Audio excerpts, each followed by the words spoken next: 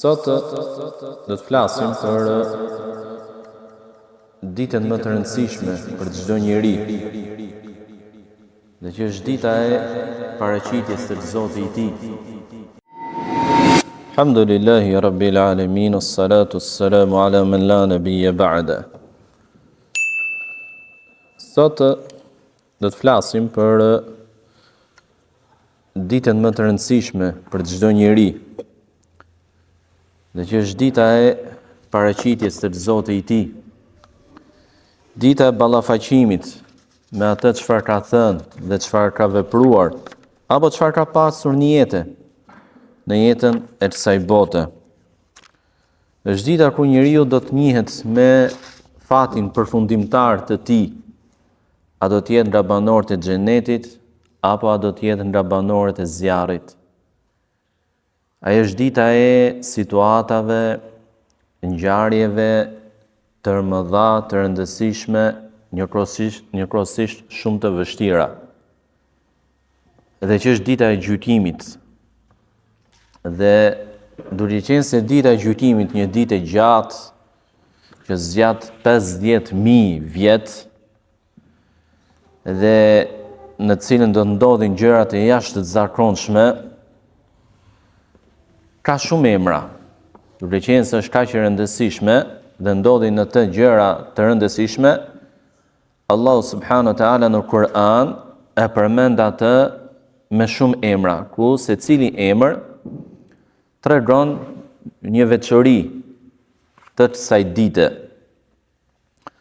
Dhe si thot Imam al-Qurtubiu, Allahu më shëroft, nga dietarët e Andalusit, dhe ka një tefsir të bukur të Kur'anit, thotë se nga zakoni i arabëve është se kur një gjë ka vlerë, ka rëndësi të madhe, ata i vënë shumë emra, e tharasin me shumë emra.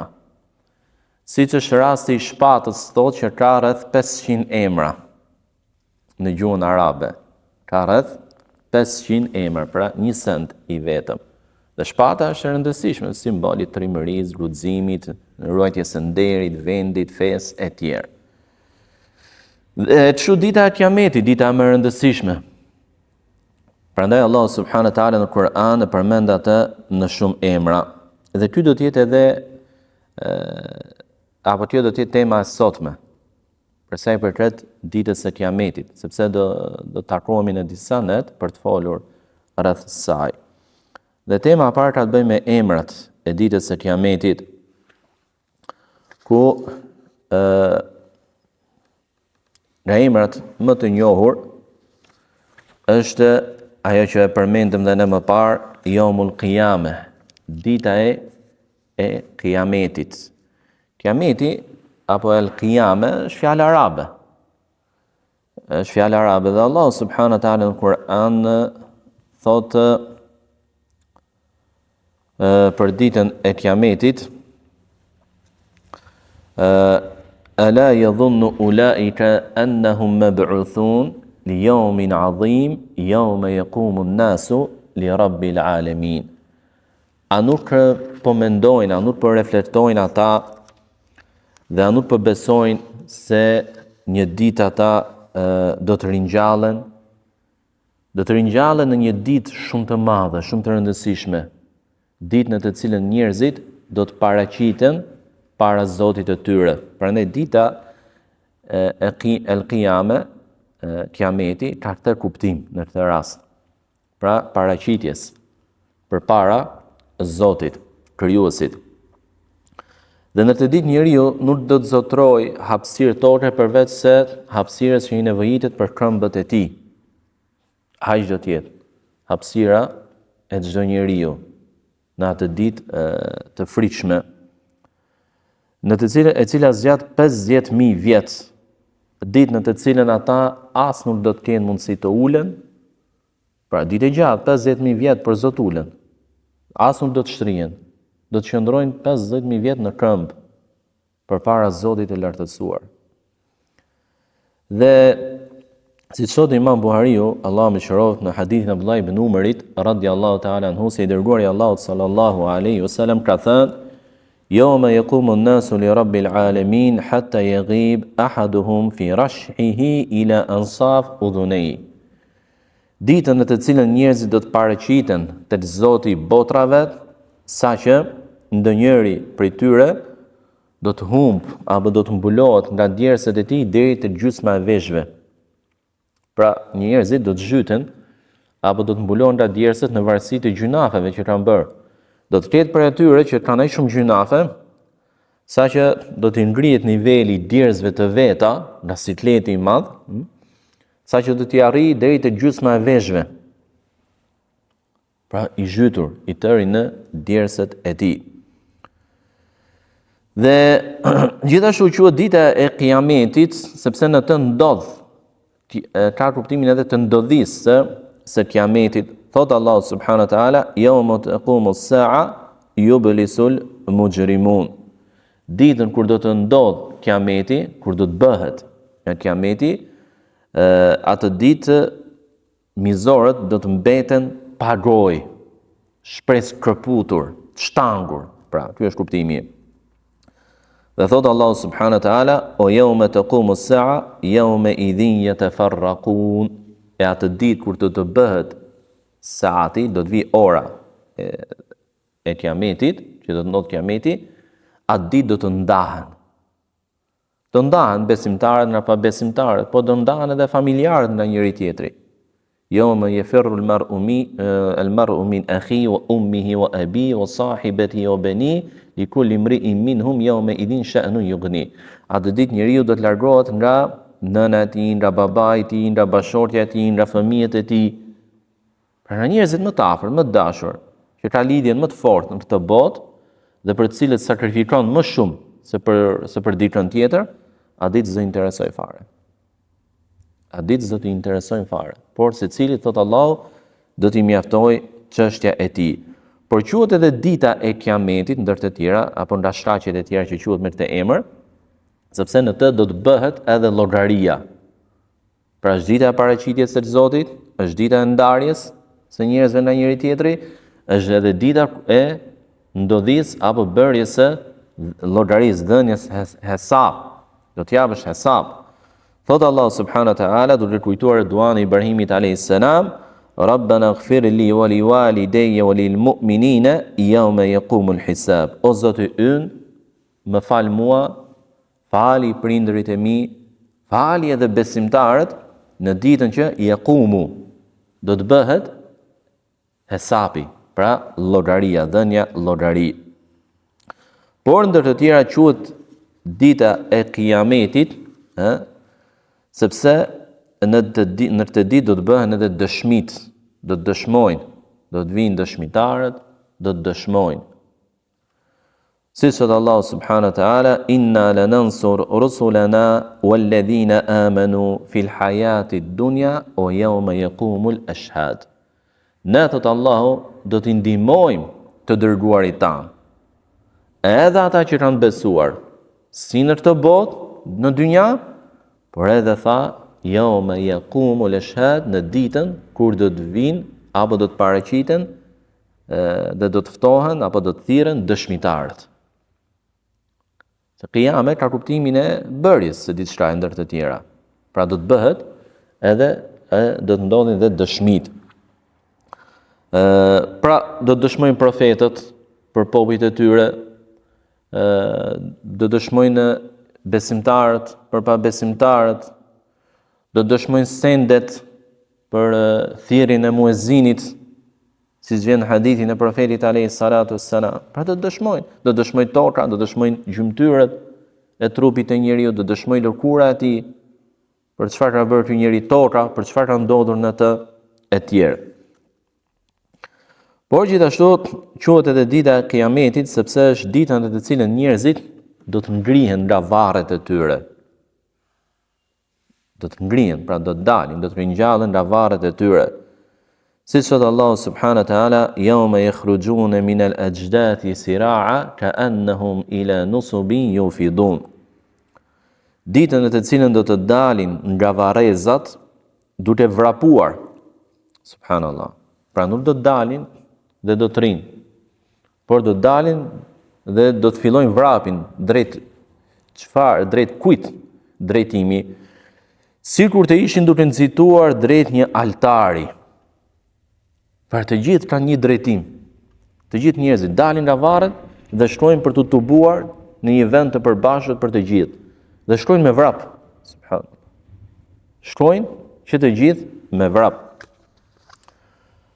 Dhe nga emrat e tjerë që ka kjo ditë është edhe dita e fundit, Yaumul Akhir, dita e fundit, apo ad-darul akhira, bota e fundit, bota e përtejme. Thot Allah subhanahu wa ta'ala, walakin al-birra man amana billahi wal yawmil akhir. Por bamirësia e vërtet, është të besosh Allahun dhe ditën e fundit. Pse quhet dita e fundit? Sepse nuk ka më ditë tjetër pas saj. Pra do ringjallën njerëzit dhe koha do të jetë e përhershme. Nuk ka më ditë tjetër pas saj. Nuk ka më ditë tjetër pas saj. Dhe thot Allah subhanahu wa taala, "Wa laqad istafaynahu fid dunya wa innahu fil akhirati lamina salihin." Thot për Ibrahimin alayhis salam, dhe ne e përzgjodhëm atë në dynja, pra si të dërguarin tonë, të dashurin tonë e tjerë, dhe thot, "O fil akhira", dhe në ahiret, ai është nga njerëzit e devotshëm. Gjithashtu thot Allahu subhanahu wa taala, "Tilka ad-darul akhira naj'aluha lilladhina la yuriduna 'uluwan fil ardi wala fasada." Kjo është bota e përtejme, e fundit. Është dynjaja, është ahireti. Ka diçka tjetër më pas ahiretit? Nuk ka më. Ahireti është i fundit. Është jeta e fundit atje. E fundit pa mbarim. Kjo është bota e fundit, të cilën ne e bëm për ata që nuk duan arrogancë, nuk bëjnë arrogancë dhe fesad në tokë, wal aqibatu lil muttaqin, dhe përfundimi i mirë është për njerëzit e devotshëm. Në një hadith profeti alayhi salatu wasallam ka thënë, ta sjell një shembull të bukur ndërmjet të kohës në të botë dhe kohës në ahiret, kënaqësive apo jetë gjatësisë së kënaqësive, rehatisë në këtë botë dhe asajt në ahiret. Thot, betoha me Allahun se dynjaja në krahasim me ahiretin nuk është gjë tjetër veç se si shembulli i atij që fut gishtin e tij dhe bëri me shenjë gishtin tregues në det, edhe le të shohë se me sa ujë pra kthehet, me sa ujë del nga deti. Gishti, pra, e fut në një det, a parsohet ky det? A mbaron ky det nga ujti që mori gishti? Ja, nuk mbaron kurrë, nuk parsohet, as nuk parsohet. Kështu janë edhe kënaqësitë e jetës së kësaj bote, tepër të shkurtra, tepër të kufizuarat, si në kohë, edhe në cilësinë e tyre, në veçorinë e tyre. Kurse ajo që është në ahiret, është si shembulli i detit, nuk parsohet. Por nuk shtëron kurrë. Gjithashtu nga emrat që ka kjo ditë është edhe as-sa'a. As-sa'a shqip ne përthejmë ora, por normalisht qëllimi këtu nuk është ajo ora e përbërë nga 60 minuta, por kuptimin e çastit, kohës së ndodhisë. Si thot Allahu subhanahu wa taala, inna sa'ata la'atiyatun fasfahi as-safha al-jamil. Ora e kiametit do të vi me siguri. Ora, thot Allahu subhanahu wa taala, as-sa'a, prandaj dhe sahati, fjalën sahat që e përdorim ne, ka përjardhjen apo vjen nga fjala as-sa'a nga gjuha arabe. Sahati që është i qendra për shembull, dhe vërtet saati do të ndodh patjetër. Andaj ti sillu me zemërgjerësi, Sill me zemërgjerësi, sepse secili do të marrë shpërblimin e tij kur të ndodhi, kur të vi sahati. Inna sa'ata atiyatun akadu ukhfiha, apo fjala Allahu subhanahu wa taala, ya ayyuhan nasu taqu rabbakum inna zalzalata as-sa'a shay'un 'azim. O njerëz, Keni frikë Zotin tuaj, sepse dridhja e sahatit e orës, kohës, se bërjes ndodhisë së kiametit, është shumë e fortë. Është diçka shumë e madhe, shumë e rëndësishme. Dhe thot Allah subhanahu wa taala më pas në vazhdimin e këtij ajeti, nëna do të bartis apo gjithënësja do të bartis foshin e saj. Gjithënësja do të bartis foshin e saj. Dhe dihet që kur fëmia është në këtë moshë apo në këtë gjendje, lidhja e nënës me fëmijën është më e madhe. Është më e madhe, sepse shkëputja e nënës nga fëmia sjell vdekjen e fëmijës, sepse nuk ushqehet dot, vetëm nga trupi i nënës.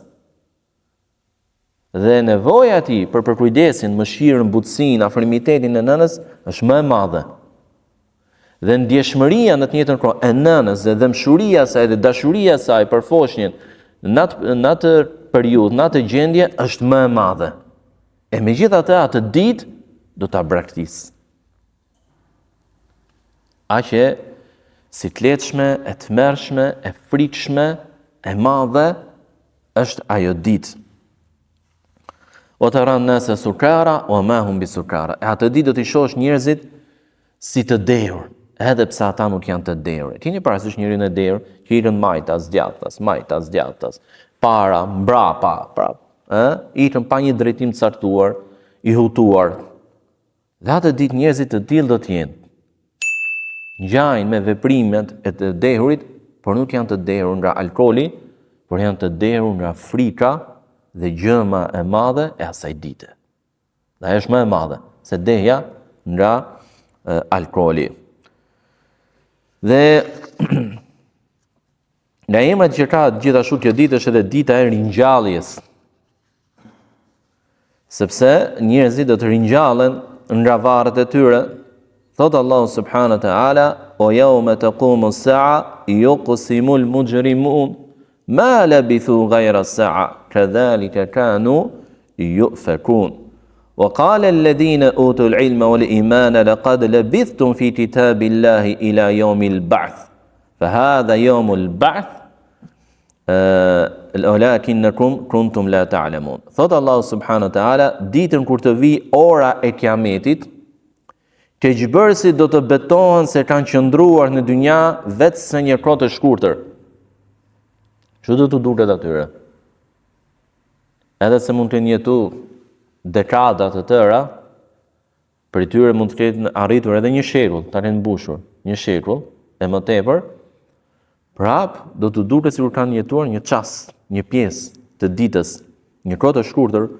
Kështu ata shmangen nga e vërteta. Cila është e vërteta? Që e vërteta është që nuk kanë jetuar kaq pak, kanë jetuar shumë më gjatë.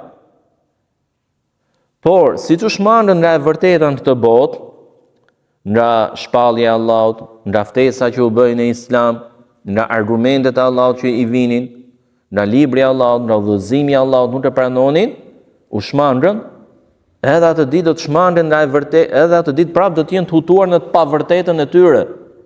Cila është e pavërteta e tyre? Që thonë, betohen, duhet të thënë, u aqsamu billah, u betohen dhe ata betohen me Allahun, se nuk jetuan vetëm pak kohë. Për shumë janë të sigurt tek ajo që thonë, tek ajo që i duket. Por është e pavërtetë. Si ishin në të pavërtetën në këtë botë. Ndërsa ata të cilëve u është dhënë dituria dhe besimi do të thonë, ju me të vërtetë jeni qëndruar aq sa ju ka caktuar Allahu në librin e tij, në libër deri në ditën e ringjalljes. E ja, kjo është dita e ringjalljes, që ju e mohonit, e përgënjeshtronit, e harronit, e largonit nga vëmendja juaj, por ju nuk e keni ditur. Gjithashtu, kjo ditë ka dhe emrin dita e daljes. Daljes, pra njerëzit dalin nga varret e tyre. Siç e vëmëre vëllezër, secila ditë tregon një specifik, një të veçantë apo një episod të kësaj dite të madhe. Nga episodet e saj është edhe dalja e njerëzve nga varri. Thot Allahu subhanahu wa taala, "Yawma yasma'una as-sayhata bil-haqq, dhalika yawmul khuruj." E atë ditë kur ata të dëgjojnë thirrjen e fortë, të dëgjojnë thirrjen e vërtet, atë ditë ajo do të jetë për ta dita e daljes. Dita e daljes. Dhe thot Allah subhanahu wa taala, yawma yakhrujuna min al-ajdathi sira'a ka'annahum ila nusubin yufidun. E ditën kur ata do të dalin nga varrezat dhe do të nxitojnë me vrap sikur të jenë duke shkuar drejt një altari. Ila nusub yufidun, drejt një altari. Gjithashtu quhet edhe dita e gjëmimit të tmerrshëm, el-qari'a. Gjëmim, do të gjëmoj fort. Thot Allah subhanahu wa ta'ala, el-qari'a, mal-qari'a, wa ma adraka mal-qari'a. Gjëmimi të tmerrshëm, betohet Allah, gjëmim për gjëmimin e tmerrshëm. Ç'është gjëmimi i tmerrshëm? Çfarë apo kush mund të ta shpjegoj ty se çfarë është gjëmimi i tmerrshëm? Pra shihni se në çfarë mënyre të përshkallëzuar e sjell Allahu subhanahu wa taala realitetin e kësaj dite. Duke treguar se nga gjërat që do të ndodhin këtë ditë është edhe një gjëmim i fortë. Është edhe një gjëmim i fortë. Disa dietarë thonë që kuptimi me gjëmimin këtu është fryrja e dytë në surr, në brir, për të bërë ringjallja. Subhanallahu, gjëmim aq i fortë sa që do të ringjallen njerëzit.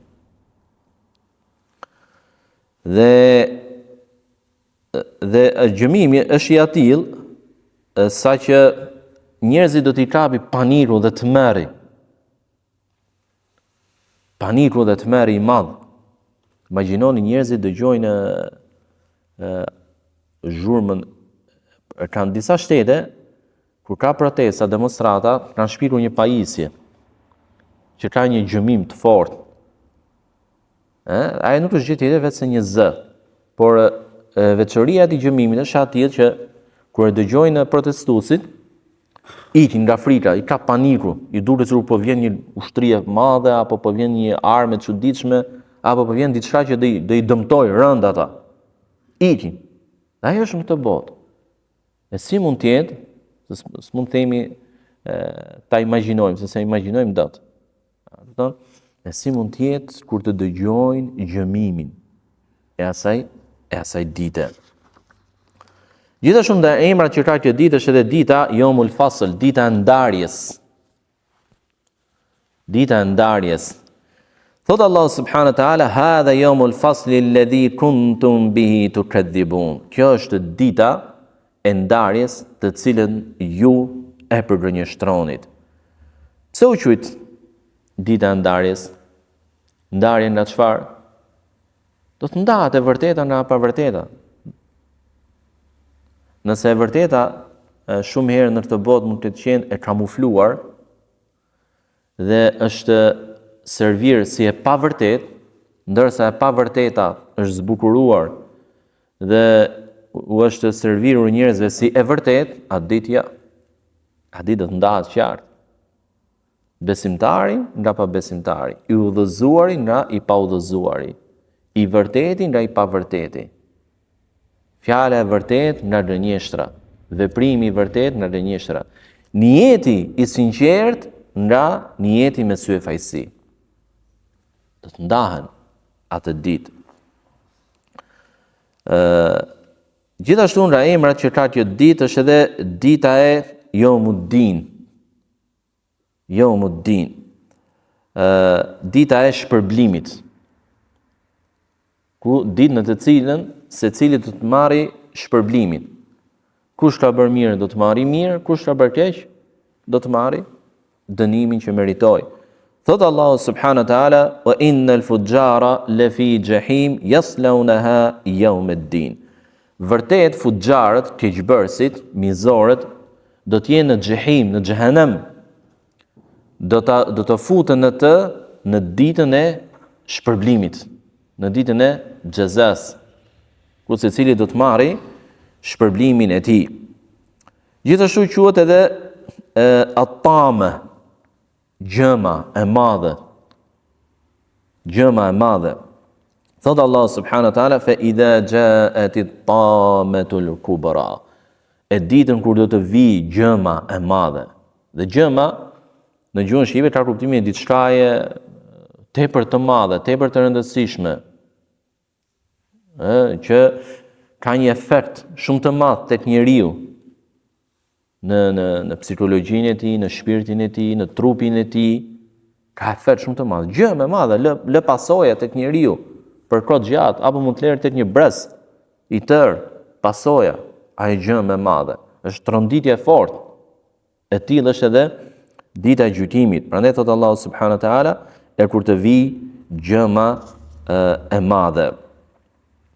Dhe quhet e tillë ndër të tjera sepse kjo gjëm i përfshin që të gjithë. Që të gjithë. Është ditë e sikletshme, tepër e sikletshme, edhe për besimtarët, edhe për pejgamberët. Edhe ata do të kenë situata të sikletshme, do të bien në gjunjë nga gjëma, tronditja e fortë e kësaj dite. Gjithashtu nga emra që ka kjo ditë është edhe Yawmul Hasra, dita e pikëllimit. Dita e pikëllimit. Thot Allah subhanahu wa taala, wa andhirhum yawmal hasra idh qudiya al-amru wa hum fi ghafla wa hum la yu'minun. Dhe paralajmëroj ata për ditën e pikëllimit, kur të bëhet llogaria, por ndërkohë ata janë në pakujdesi, në shkujdesje dhe nuk besojnë.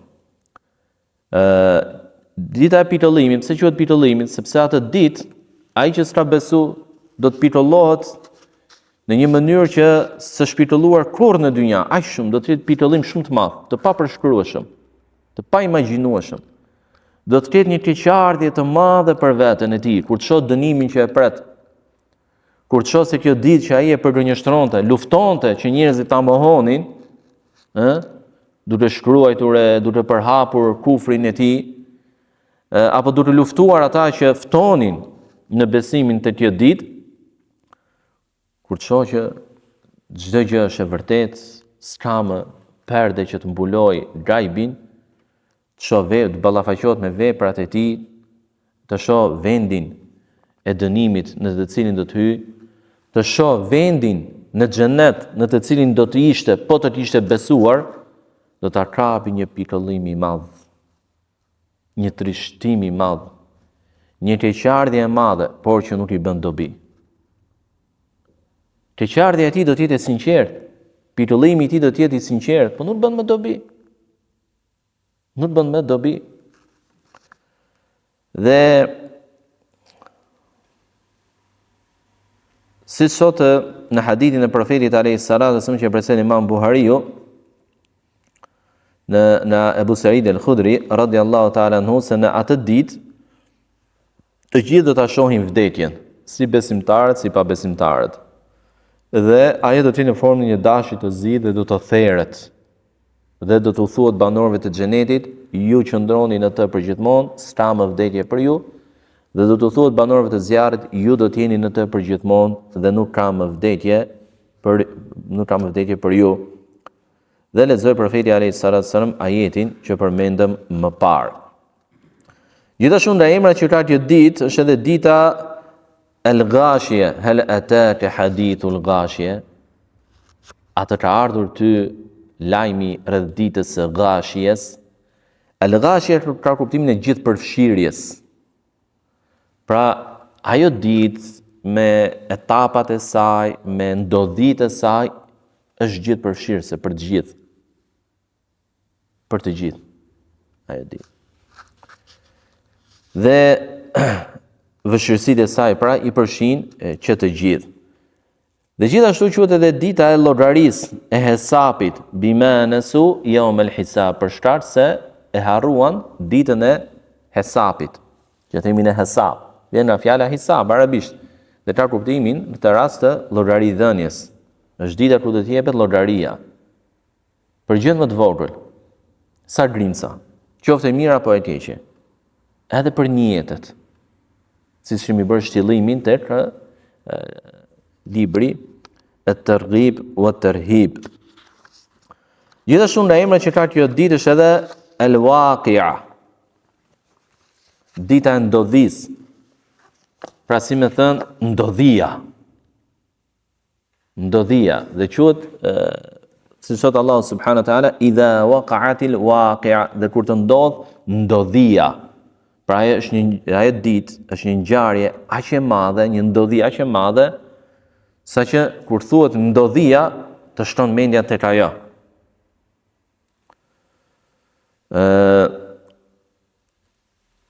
Gjithashtu nga emrat që ka kjo ditë është edhe at-talaq, yawmut talaq, dita e takimeve apo e takimit.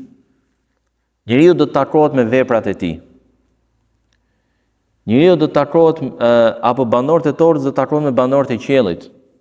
Njerëzit me melajket. Njeriu do të takohet me melajket që i kanë qëndruar nga e djatha dhe nga e majta. Do të takohet me këto melajke. Njeriu do të takohet me Zotin e tij. Prandaj quhet yawmut talaq, dita e takimeve. Thot Allahu subhanahu wa taala: Rafiu ad-darajati dhul arsh yulqi ar-ruha min amrihi ala man yasha'u min ibadi liyundhira yawm at-talaq. Ai Allahu është zotruesi i cilësive të përsosura, më të larta dhe Zoti i arshit, fronit. Ai e dërgon shpalljen me urdhrin e tij kujt të dojë nga robërit e tij që ka zgjedhur për t'i paralajmëruar për ditën e takimit me të. Ditën e takimit me Allahun subhanahu wa taala. Allahu na lehtësoft atë ditë. Nga emrat që ka kjo ditë, gjithashtu është dita Yawmut Tanad, dita e thirrjeve. Atë ditë do të ketë shumë thirrje. Do të drejtohen shumë thirrje. Dhe kuptimi me thirrje, kërkesa, urdhra që do t'u jepen. Thot Allahu subhanahu wa taala: O ja qaumi inni akhafu alaykum yawm at-tanad. O populli im, unë i frikësohem, unë kam frikë për ju në ditën e tanad, e thirrjeve. Dhe i pari që do të thirret do të jetë Ademi alayhis salam, do t'i thuhet nxirr një pjesë që janë dërguar të hyjnë në zjarr, që kanë hyrë në zjarr, nxirr. Pra që tek hadithi apo llojet e shefatit. Dhe gjithashtu do të jetë dita e thirrjeve edhe ndërmjet banorëve të xhenetit dhe atyre të xhehenemit, siç e përmend Allahu subhanahu wa taala në surën Araf. Wa nada ashabul jannati ashaban nar. Dhe ditën kur do të thrasin banorët e xhenetit, banorët e zjarrit. Ne atë që na ka premtuar Zoti ynë gjetëm të vërtetë, po ju a gjetët të vërtetën që ju ishte premtuar? Po, do të thonë. Por dhe banorët e zjarrit do t'i thrasin banorët e xhenetit, an afidu alena min al-ma'i aw mimma razaqakumullah. O banorët e xhenetit, ju lutemi na jepni neve nga uji apo ajo që ju ka dhënë Allahu. Çfarë do të jetë ajo? Na jepni. Janë xhehenem ata duke vuajtur. Por, cilat jetë përgjigja? Inna Allaha harramahuma ala al-kafirin. Allahu i ka bërë haram ato të dyja për pabesimtarët. Por edhe banorët e Arafit, që janë midis xhenetit e xhehenemit, akoma s'kan hyrë në xhenet, janë në Araf, në këtë vend, do të thrasin, do të drejtohen banorëve të xhenetit, kur t'i shohin në begatit e tyre do t'u japin selam, do t'u drejtohen banorëve të zjarrit me vërejtje, me kritik për atë çfarë vepruan dhe çfarë humbën në ahiret.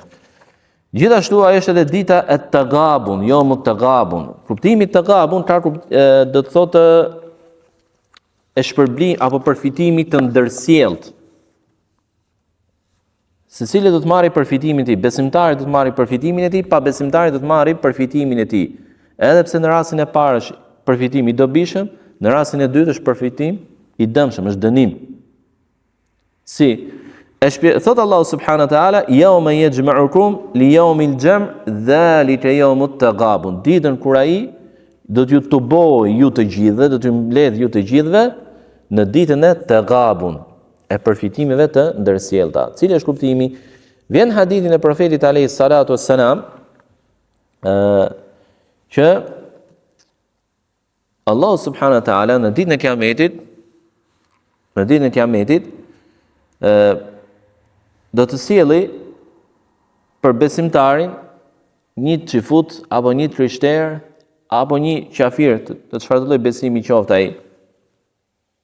Dhe besimtari që do të hyjë në xhenet do të marri vendin e tij në xhenet, por dhe vendin e tij qafiri, po të kishte besuar që do të hynte në xhenet. Nëse do të besonte dhe do të hynte dhe do të ishte në xhenet. Sepse secili nga ne aktualisht ne jemi në dynja, por secili nga ne e ka një vend në xhenet dhe një vend në xhehenem. Allahu na dhon të parin dhe na rujt me i dyti. Secili nga njerëzit e ka pas dhe faraoni. E kanë dhe qafirat sot, më të mëdhenj që mund të jenë. Të gjitha kanë, një në xhenet, një në xhehenem. Në ditën e Kiametit, besimtarit kur t'i ofrohet vendi i tij në xhenet, do t'i jepet edhe vendi i një pabesimtari, që e pati në xhenet, por nuk hyri për shkak të kufrit të tij. Do ta marrë ty. Pra do të zgjerohet territori i tij. Do të shtohet shpërblimi i tij. Ndërsa ky pabesimtar në lidhje me të besimtarin do t'i marrë vendin e tij në zjarr. Jam i qartë? Do t'i marrë vendin e tij në zjarr. Pra është dita e të-ghabun, dita e përfitimit të ndërsjellët. Edhe pse besimtarët kanë përfitim të dobishëm, të vërtet, ndërsa pa besimtarët do të kenë vetëse shtim dhe zgjerim të dënimit të tyre. Këto janë nga emrat e kësaj dite të madhe që Allahu subhanahu wa taala i përmend në Kur'an. Edhe ku përveç emrave, Allahu përmend edhe nga cilësitë e kësaj dite, ditë e madhe, ditë e vështirë, ditë e rëndë, ditë ku nuk bën dobi pasuria dhe fëmijët, ditë ku njerëzit largohen nga njëri tjetri, ditë ku çdo kujt i mjafton ajo që ka bërë, ditë ku secili do të ballafaqohet me çfarë ka thënë, çfarë ka bërë etj. Dhe lutim Allahun subhanahu wa taala na lehtësoj neve ditën e gjykimit, llogarinë në të, t'i fali, t'i toleroj dhe t'i fshehi gabimet tona, të rëndoj peshorën e veprave të mira, edhe të na fusi në xhenet pa dhënë llogari dhe pa përjetuar më parë dënim. Subhanakallahumma bihamdik, ashhadu an la ilaha illa anta, astaghfiruka wa atubu ilayk.